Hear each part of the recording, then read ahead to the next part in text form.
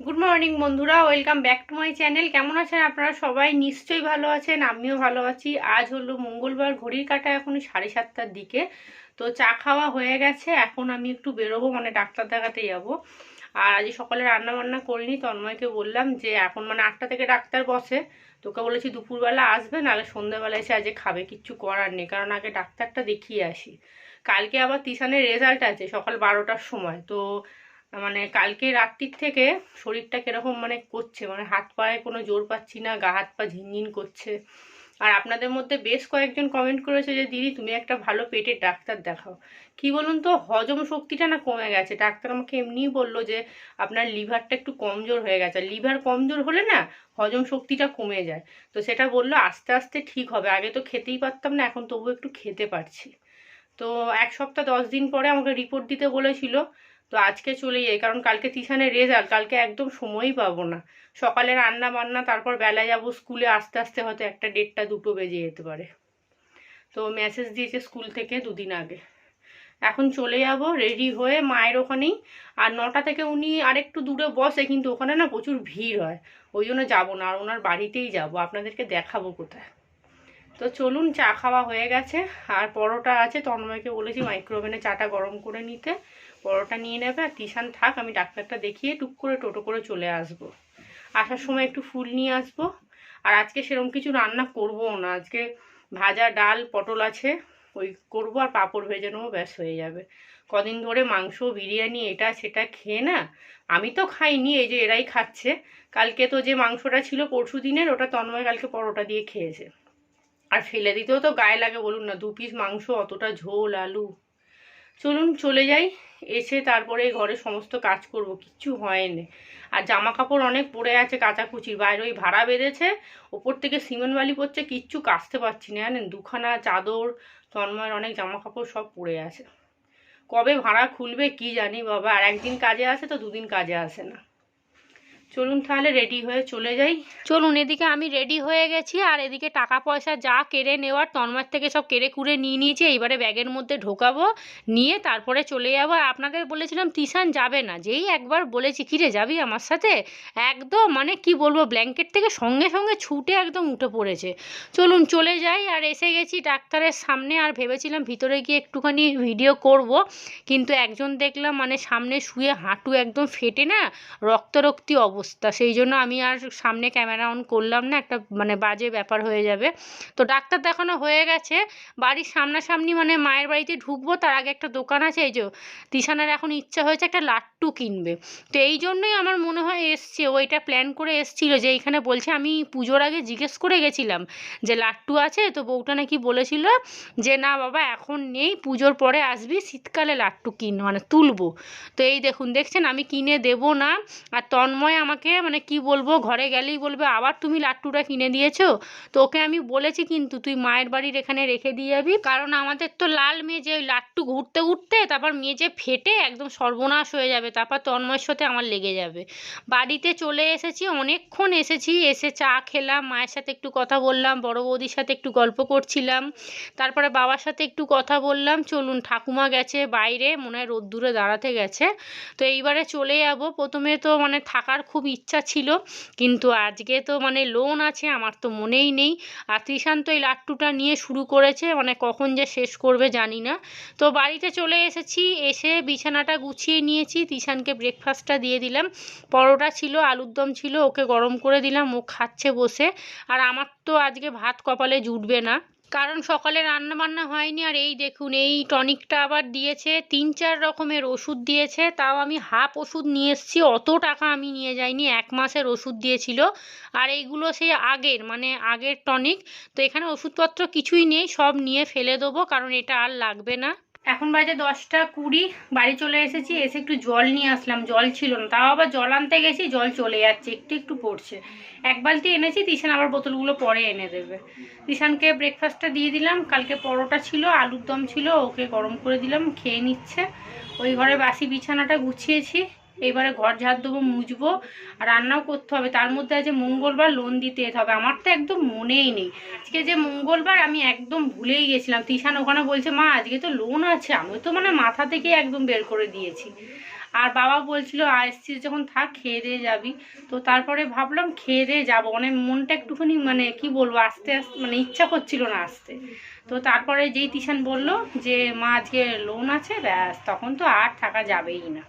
12টার সময় লোন দিতে যেতে হবে, তার মধ্যে বাসি কাজগুলো করব, তন্ময় কখন খেতে আসবে জানি না। সব একদম গোজামিল হয়ে গেছে আজকে। আজকে সকালটাই শুরু হলো একটু অন্যরকমভাবে। আর ওই ইঁদুর মারার বীজ দিয়েছিলাম তো, মনে হচ্ছে খাটের তলায় ইঁদুর মরেছে, একটু গন্ধ গন্ধ ছাড়ছে।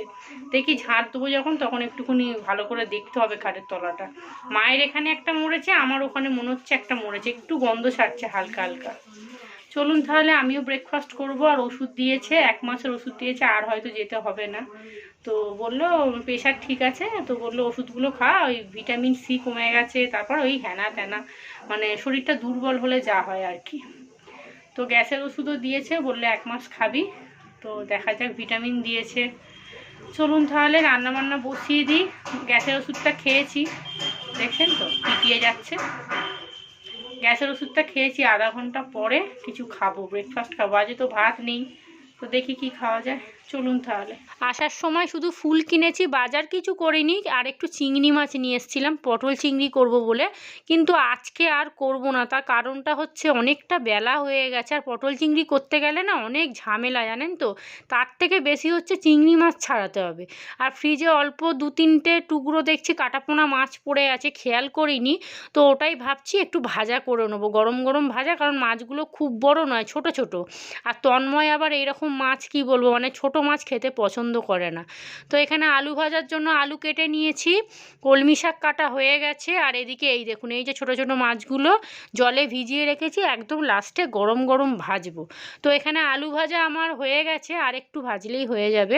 আর প্রেশার কুকারে কিন্তু ডাল বসিয়ে দিয়েছি, ডাল হবে। আর এদিকে আমি কিন্তু ভাতটাও চাপিয়ে দিয়েছি, তাড়াতাড়ি রান্না করে নিচ্ছি। ভাতের মধ্যে কয়েক টুকরো আলু দিয়েছি, কারণ আমি তো আলু ভাজা খাবো না।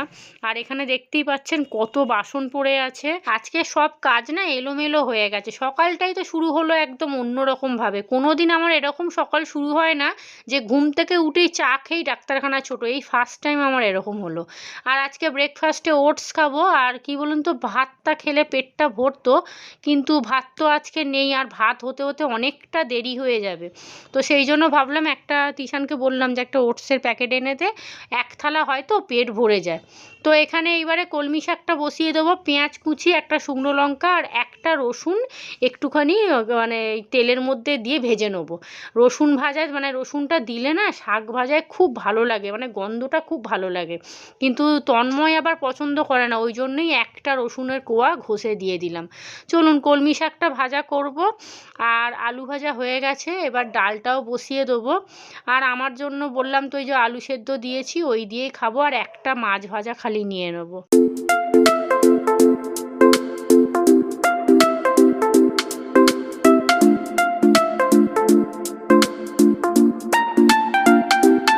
এদিকে শাক ভাজাটা হয়ে গেছে, ওদিকে দেখতে পাচ্ছেন ডাল একদম টকবক করে ফুটছে। আর ডালটা মনে হচ্ছে একটু বেশি হয়ে যাবে।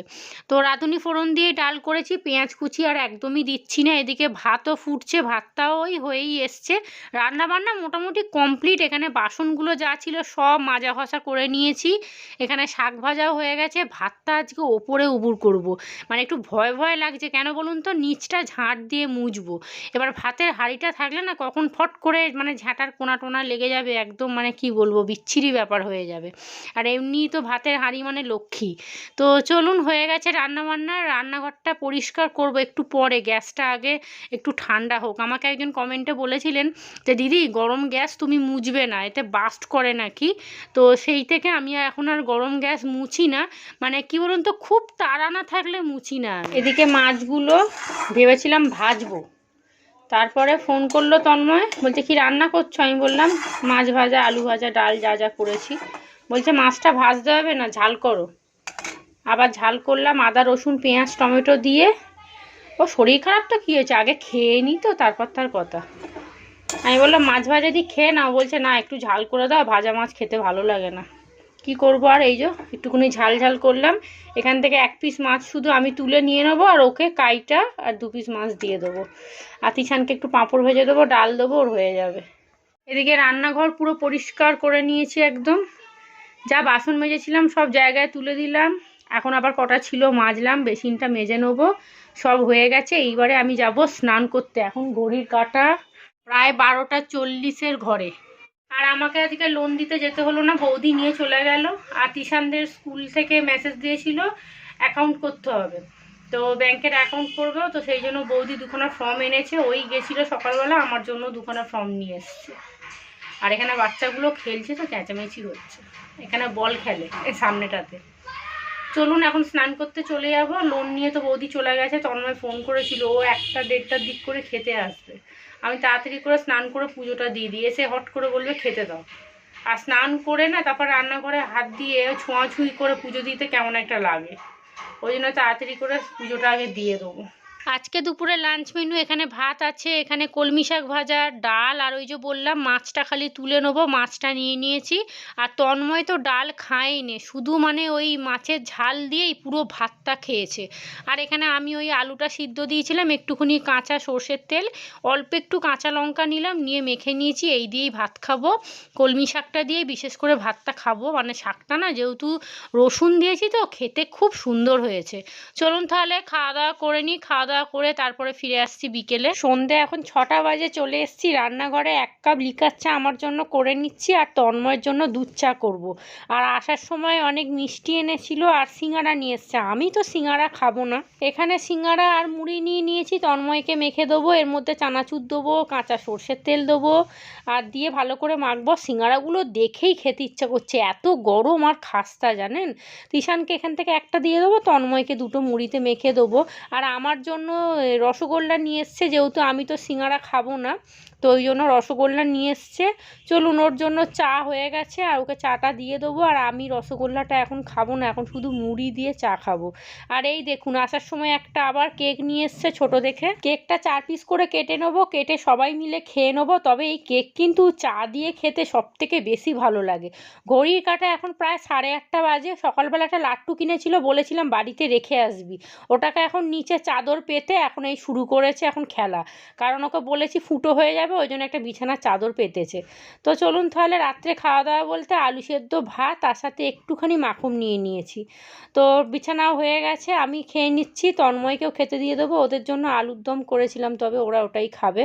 তো আজকের ব্লগটা আমি এখানেই শেষ করছি। আপনারা সবাই ভালো থাকবেন, সুস্থ থাকবেন, আজকের মতো টাটা।